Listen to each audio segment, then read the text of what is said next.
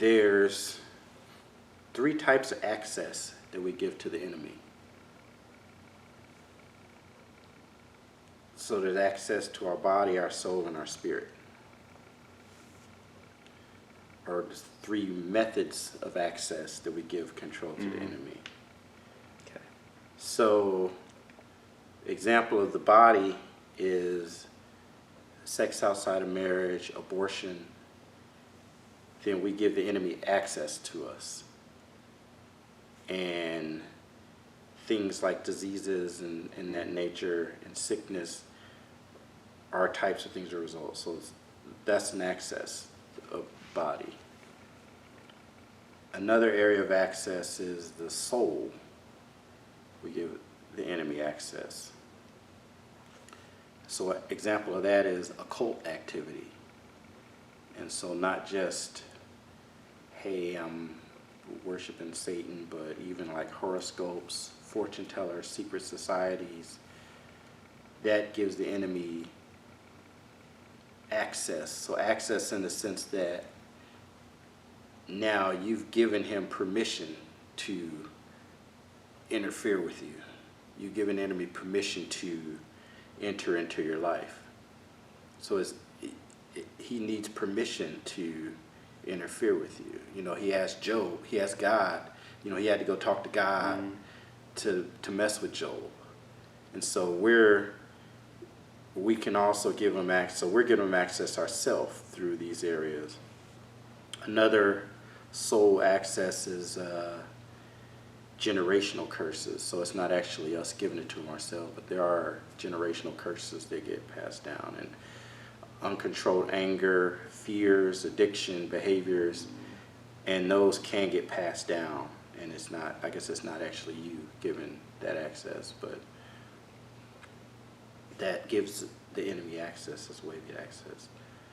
So most of those two are, you know, the body and soul. It's you. I mean, you know, if you've been involved in occult activity, you know you had sex, or you know you had an abortion. But then the spirit is an area we may not necessarily know. So that's the area I get a little bit deeper into. So that's things like unforgiveness, which we talked about, unforgiveness, but we didn't talk about it in this manner. Rejection, fears. So unforgiveness related and judgment. So we talked about judgment, but we're going to look at it here a little differently. So judgment, there's discernment. There's two types of judgment. There's discernment and there's judgment. So discernment is when you say, this is right or wrong. So if somebody does something, you say, hey, that's wrong. Something happens wrong. So there's nothing wrong with that. You know, so there's no problem with that. You know, God says don't judge. That's not what he's talking about. You say, hey, that's wrong. You shouldn't do it. Judgment is when you think badly about the person because they did wrong. Or you feel angry towards the person because they did wrong. Or you have negative feelings towards the person because they did wrong. And so when you have judgment, it causes unforgiveness. So if you're judging that someone did something to you is wrong and you anger towards them, then that causes the unforgiveness, and that gives the enemy access. The unforgiveness and the judgment. And so the enemy wants us, you know, to accuse God, to blame ourselves, or to make a judgment on someone else. Another area is fear. So fear is a natural response, you know, to be afraid, and it's there to protect us. But if we embrace a fear or let a fear define us, you know, I am afraid of heights. I am afraid of, if we let a fear define us, then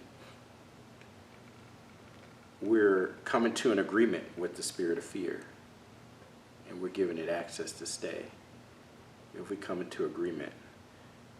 So a lot of times, so if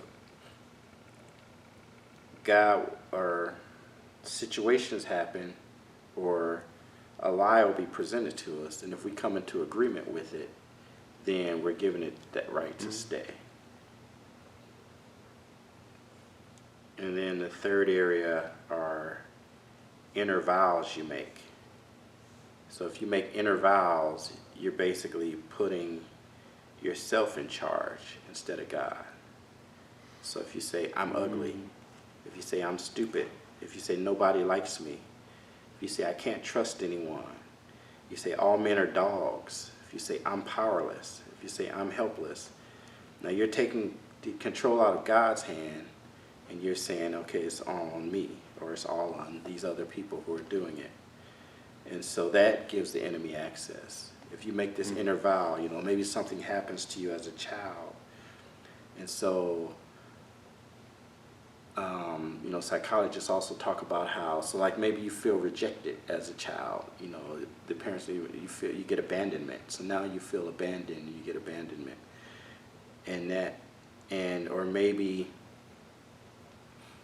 they say that a child, heard a story of a study they did where they had mothers smoke and the baby like curled up to get away from the smoke. Like they changed their position in the stomach.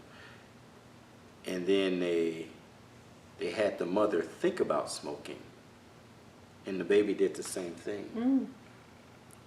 So it wasn't, so they knew the thoughts, and so the baby can feel the thoughts. And so in the same way, if a rejection, so baby can feel rejected even from in the womb.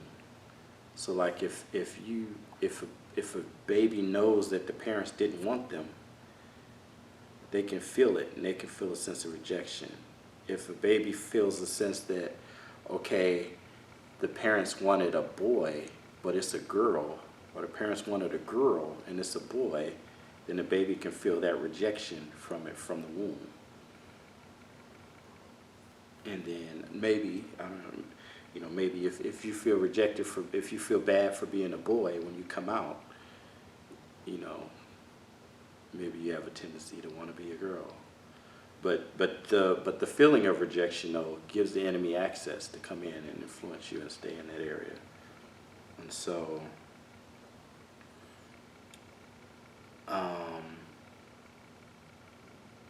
if it becomes part of our core belief system, then we believe the lies, and then our reality is based on a lie and not the truth. I'm worthless, I'm powerless, I'm helpless, and now we're in bondage. So bondage is when you come agreement with the enemy. And so freedom can be had through Jesus.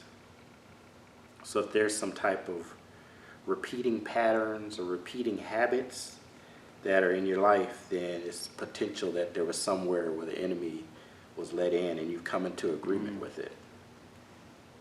And so it's not necessarily even a traumatic situation. It's not what happened to you, it's how you responded to it. So, and it's not even necessarily something you did willingly. So maybe something that happened to you, but then your response is also. And so unfortunately I don't have, I may do another study to talk about the solutions to it, but that gets a little deeper than our study. But the types of solutions are, there's counseling. There's something called inner healing, which is a Christian type of counseling. So it's inner healing that there are places and churches that do, and online even, inner healing that you do, process that you go through, maybe journaling your past hurts and various things. And then there's deliverance, where people try to directly get the evil spirits to stop influencing you. So that's that area, the enemy. So that's when you've given the enemy access, control.